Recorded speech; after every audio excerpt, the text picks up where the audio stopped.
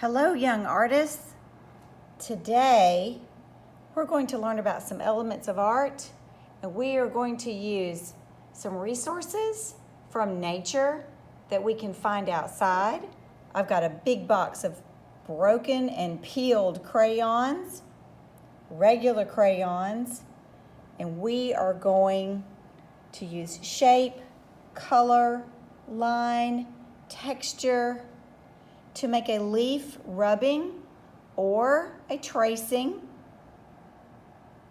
and I'm going to show you how.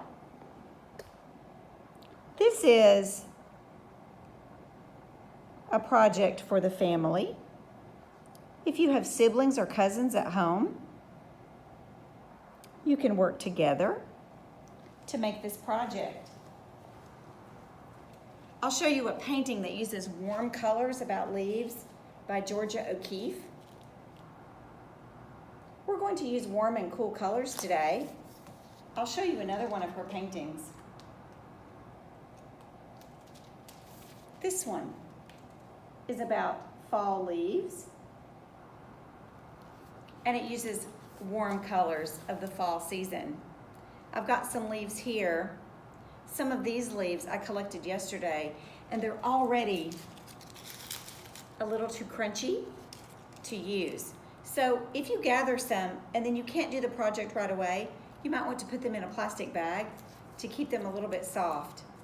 This one, even though it's brown and dried, it's still supple. It's not gonna crunch up. And I can feel the veins in this leaf. We're gonna talk about what that is in just a second. So today, our target, our focus is to use the elements of art. We're not going to use all of them, but we are going to use line, shape, color, and one more element, it's texture. It's how things feel. The word texture looks like this. Texture is how things feel, such as if it's smooth or bumpy, rough, furry, and the leaf kind of has a front side and a back side, and the back side of it, or the underside, will feel a little more bumpy. We want that side to face up when we lay it down. Sometimes the smaller leaves, you get a better image of it when you make it, and I'll show you how. I've got a piece of paper. You can use almost any kind of paper. And you lay your leaf down, and then you put the paper on top. So I want to use my sense of touch, and I want to feel where the stem of that leaf comes out. I can feel it right here. I'm going to take a crayon that has been peeled. This is a great thing to do. When you break a crayon, keep it, peel it, and you can use it for a project like this. So this is called a rubbing. The key to this, hold it very, very still. If you let it move around under the paper, it won't work. So I'm going to press. I'm feeling for where that stem is. And any part where the leaf has texture, any part that kind of sticks up or is bumpy, you are going to see it. I'm going to hold this up so you can see how this kind of makes a copy of the leaf. And the key here is hold it very still. I want to think about where this leaf, where I want it to show up, and I can change color too. I'm going to place it here, lay this on top. I want to feel, use my sense of touch. It's okay if it overlaps the other one. I'm going to use pink this time. Press really hard. I'm holding it very still. And when I see the shape, that's another element of art, when I see the shape of the leaf, I stop. I don't want to keep rubbing all over the paper. I just want to capture or catch the shape of that leaf. And you know what? You can take the same leaf and move it around and do it again. I'll use this red-orange. I want to feel and find where that stem is. With this hand, I'm holding the paper and the leaf under it very still. Press very hard. And when I see the shape emerge or show up, I'm gonna stop, rubbing, and you can see all the little veins and the shape of the leaf. I want to switch to one of these bigger ones. This, I think, is a maple leaf. I want to put it over here. I want to kind of make a design that comes out like a fan. So I want to feel where that is. I'm going to take this orange. It's a brighter orange. It's a little bit dirty, so I'll get kind of a dark mark right there. I'm also going to show you what to do if you don't have any peeled crayons, and we'll work with shape and color and not texture so much.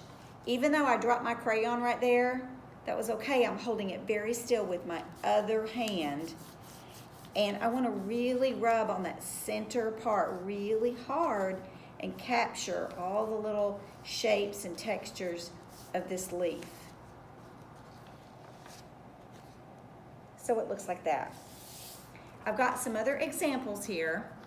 I've got this one. I put watercolor over the top of it. I'm going to show you how to do that. And then I've got these two that are just rubbings with just crayon on white paper. This one I used a variety of warm colors. And on this one, I used mostly red. There's an orange one right there. And that's beautiful just all by itself. If all you've got is a peeled crayon. And when I say peeled, I mean not like this. This still has the paper on it. A peeled crayon doesn't have any paper on it. And then this one, I went over with some paint after I did the rubbing. And I'll show you how I did this. I took another color. I think on this one I will take this lime green. Even though green is a cool color, this has a lot of yellow in it. When you use yellow on white paper, the color, it doesn't really show up very well. I'm just making a dot. And I'm kind of wiggling it a little bit on the paper to make the dot bigger.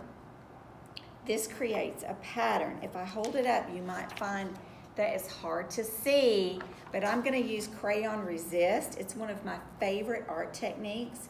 And if you have watercolors at home, even if they are not good quality and you got them at the dollar store or something like that, they will work for this project.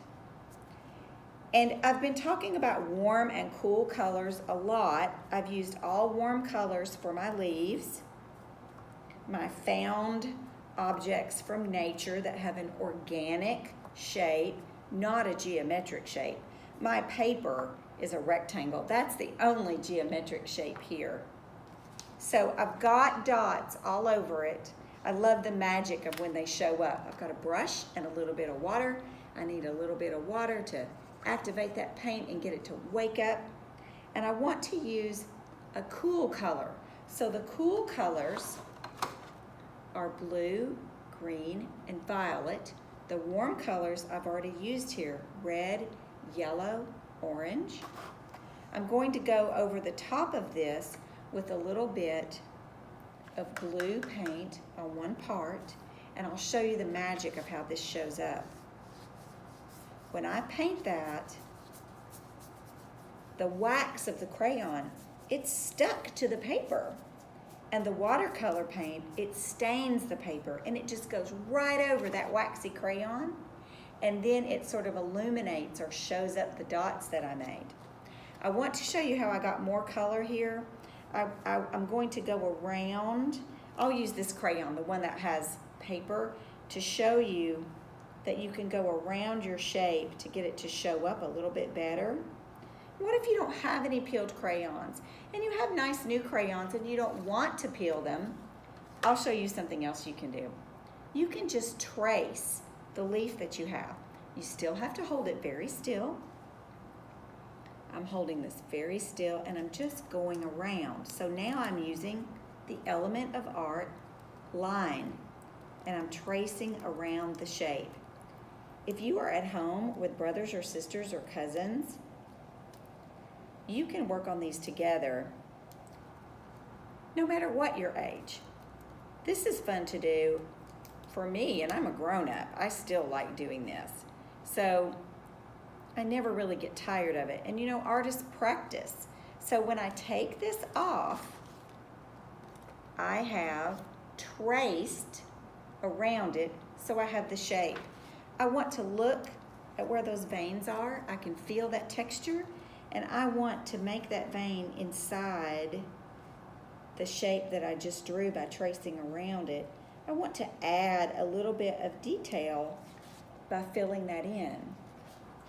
I can color it in a little bit too, and I can blend a new color in with it. I think I will use some golden yellow, and I will go around the edges of that and get a bit of a blend, and then I'm going to paint. If you don't have paint at home, don't worry. Remember, I think one of those rubbings that's just color is very good looking as well. While I've been talking, this blue paint, it's started to dry a little bit, and I want you to know that you can layer up. You don't want to paint watercolor thickly. It's a thin paint. It's thin like Kool-Aid. Sometimes other paints are really, really thick like a milkshake. So when I paint over this, all those little dots show up, and the rubbing that I made of the leaf, it is still there. If you want to paint over your leaf with a little bit of color, if you have the paint, you can do that as well. I'm going to paint inside that. I'm going to paint yellow on top of this pink leaf. It just gives me some bolder color.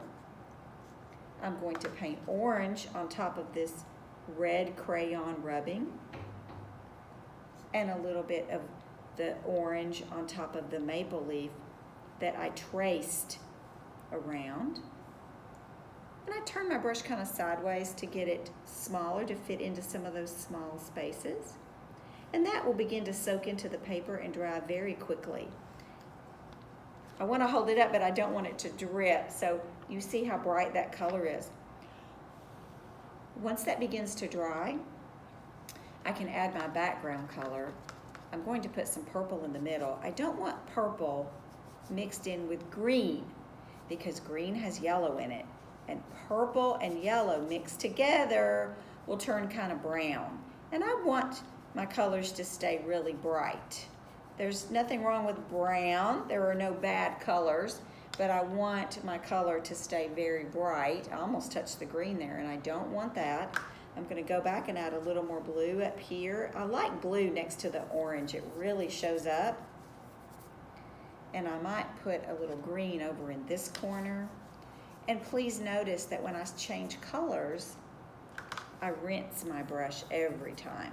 Now this is a little wet, so I want to go very carefully around that orange paint. I don't want to let the blue and the orange mix together. It will make a gray color if I do. And I really don't want gray right now. I want to make really bright colors. Oh, I overlapped that a little bit, and it did turn kind of a gray color. So I'm going to add a little green up here on the corner. Blue and green can mix together because they're next to each other on the color wheel. I want to hold this up and show you how I finished my project. And I want to compare it with another one that I made. I'm happy with that. This one is brighter because I let it dry a little bit, and then I added another layer of color. So that's something you can do with your time, is let it lay and dry for a little bit and then add more color on top. I want to show you one more thing. If you are working from home, you need to show me the work that you are making, and you need to snap a picture of what you've been working on, maybe what's in your sketchbook, and you need to email it to me at this address. This is my school address, and I'll be looking next week to see what kind of found objects you used to make art with the elements of art: line, shape, color, and texture. And I'll see you next time, young artists.